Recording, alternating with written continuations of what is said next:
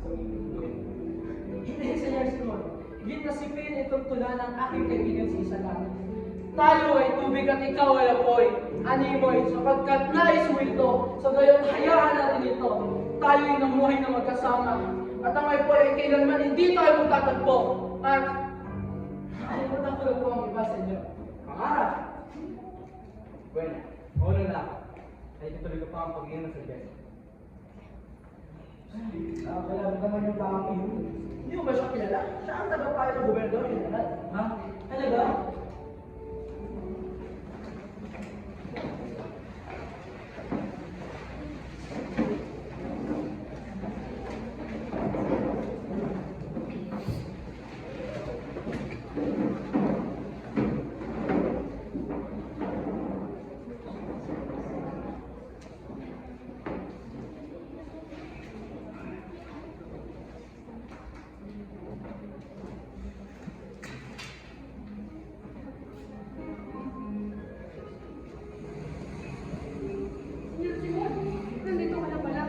Hindi mo man lang nakita ang mga iinaw na tanawin sa paglalakbay. Ay, naku. Maraming na ako nakita ang mga ilong mga tanawin. At yun, ang may kabuluhan na lamang sa akin ng mga halaman. Senyor Simon, ang Pasig ay may ilang alaman. Nariyan ang malapad na rakong buhay ng bagong pamagulat ng mga Kastila. At di mo manitinilhan ng mga Espiritu. Subalit lang ito'y mawala at ang palasan. Ito'y nagpugad ng mga pisan. Mayroon pa akong isang alaman. Ang kwento tungkol kay Doña Hieronyma. Maaari ito'y kwento sa inyo, Padre. Di ba, Padre? Alam ako ni Doña Hieronyma. Interesado ako niya. Maaari ba ito mga alamat, Padre? Isang binataraw ng nangako sa isang panalungan na makakasalan. Ngunit, Dahil sa labis na pag-aaral ng binasa, ang pangako niya ito ay nawala sa kanyang isipan. Ang dalangin naman ay patuloy pa rin naghihintay sa inyo. Siya ay si Doña Hieronyma. Gulat na lamang siya ng mabalitaan na nag-i-aksibismo ng panahon binasa. Makaawang dalaga na siya ay pakasalan. At upang hindi mo kaniya, nagpagawa ng ibang binata para sa iyo. Dahil sa karangyaan ng Doña, nagkakaroon ng handaan sa kanyang kuweba. Isang araw, mapauuwi sa ilog at pinasok ang kuweba. Sabay nito, ang biglang pagkawala ng nasabing Doña. Hindi mo na panabuhan ng kwento ni Doña Hieronyma at ilan na lamang sa mga mamamayan nakakaalala pa siya. Napakagandang alam. Napaka-sentimental. Isusulat ko nga yan sa aking pakayagan. ano sa palagay mo, Padre Sally? Hindi ba kasi may nilagay ng kanyang kamaran si Doña Hieronyma sa sekretaryo? Halimbawa, gaya nung sa Santa Clara, sa halip na bigyan siya ng isang kuweba. Dahil hindi pagiging magiging ang bibigay ng tahanang bato sa isang binigawang pag-asa. Higit na mabuti siya siguro kung igulong na lang siya sa Santa Clara at dalawin na lang ang minsan. Ano sa palagay niyo? Ay nahuli sa Arcebispo. Ano ang gagawin niyo sakaling sa inyo ito mangyari? Hindi ko makakaulan na di dapat pag-ulan ang ugali ng Arsobispo at sa pagsasayaw lamang ng oras sa mayari. Ngunit dahil sa pinag-uusapan natin kay mga alamat, hindi dapat natin limutin ng nauukol na milagro ni San Nicolas na pinakamaganda at pinakatotoo na marahil ay hindi pa naririnig ni Ginoo.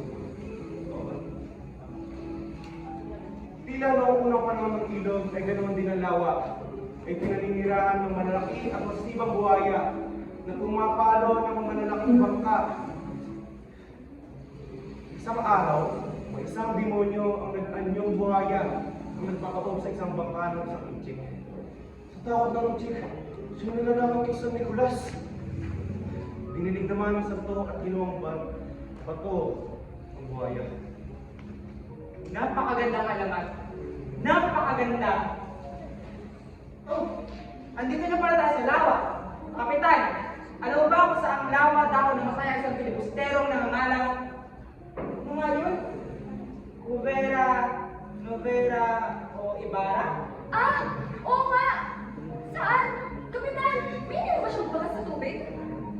Tumingin kayo ron! Saan? Ayon sa mga kawal na tumubis kay Ibarra, nang malapit na siyang masukol ay tumalon siya mula sa bangka at sumisig ng mahigit 2 milya. Nang lumitaw ang kanyang ulo, ay tinabuy sa mga balang at sa makita niya ng ulang tubig dahil sa ito. Gusto kong naging 3 taon na ang nakaraan na nangyari yan. At ang kanyang bakay? Nakasama na sa kanya. Hindi ba isa din siyang filibustero para sa'yo? Ang sabi ko din sa bibiling ha? Sabi ko wala. Lagi ko nang sinasabi na hindi mo maasahang kulibustero ay magkaroon ng marangal na tingin. Ano nangyari sa'yo, Ginoong Simon? Tapos sabihin kayo may sakit. Isang dating mong galakbay katulad ninyo. Maganiro sa ganitong gakbay lamang. Kailangan ninyong malaman na paglalakbay sa ilog na ito ay dapat maliit. Ang ilog na ito ay magpasok ng ilog sa Suiza. Wala ng ilog sa Espanya pag sumasamahin pa. Nakita na ako ng mga nangaragat na ng ilog ito.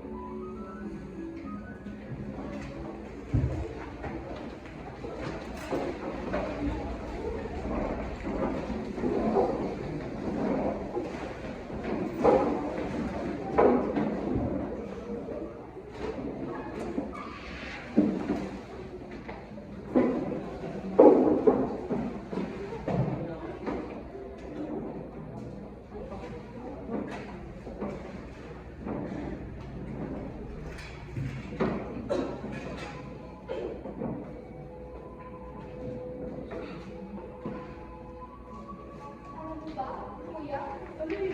Gusto mo rin makapag-aral sa Maynila katulad mo. Ngunit, hindi naman sapat ang mga salamin. Ay, nakuha ni Ama para sa kanyang mga ani. Kaya ano bang gusto mo pag-aral sa Manila? Ay upang mapagyan ang iyong atipang si Basilio?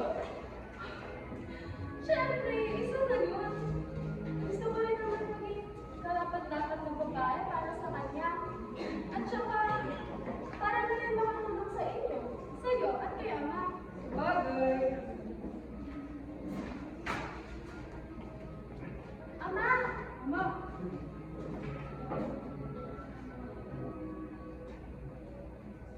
May dumating na po bang sulat galing kay Basilio? Oo.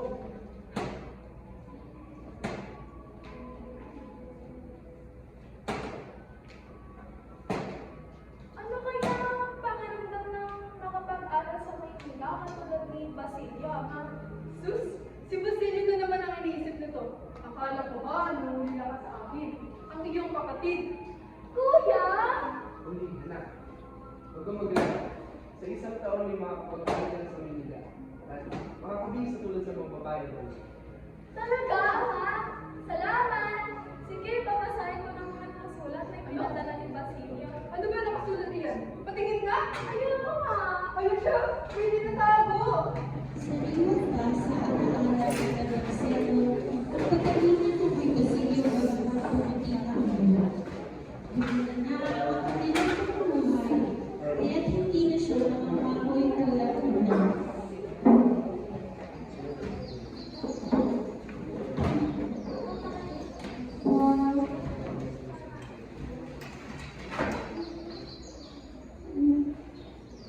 Oh, Toles. Anong problema na? Mga kaya ba? Tumas ka lang rin sa akin pinagsasakan ng pain. Magtimpi ka. Higit na malaki mga gastos mo kung lalapag ang sa ng kaso. Bayaran mo na. Magiging rent ka. Ritay! Kumakabuso na sila! Magpakamayin ka. Ipalalagay mo na lang. Ang iyong salapi ay nangulo sa puno. At sila kumardo na ang buhay. At ang kanyang kakabalo ay sumama sa kanila. Hindi ko hahayaan makuha nila ang lupa, Ma. Hindi. Walang sino mang dayuhan na makakuha ng aking lupang sinasaka. Lupa ko ito! Binungkal, tinamnan, sinakay na nagaling minahal. Walang dinalang ito ang mga dayuhan ng kahit isang dakban lamang ng lupa sapagkat wala silang binigay. Ibibigay ko lang ang mga lupa sa sino magandang magdilig ng salilang dugo. Buhay ang pinuhuli ko ito, Ama. Kahit nalalapat lamang na buhay ng babae sa akin. Ito ako nag-aalala para sa'yo. Para sa mga anak mo. Para sa ating lahat. Hindi ka ba nag-aalala sa mga padre? Mabuti ngayon ang anak naman. Matagal na mabuti pa lagi ang anak natin dito sa ating lupa. Ano na yun ang plano ko? Madalhin mo ito sa hukuman. Ipaalala ko lang sa'yo na kung sino man mananalo sa korte ay mahuhumalan. Pati na ako hindi naman ikaw sa lahat.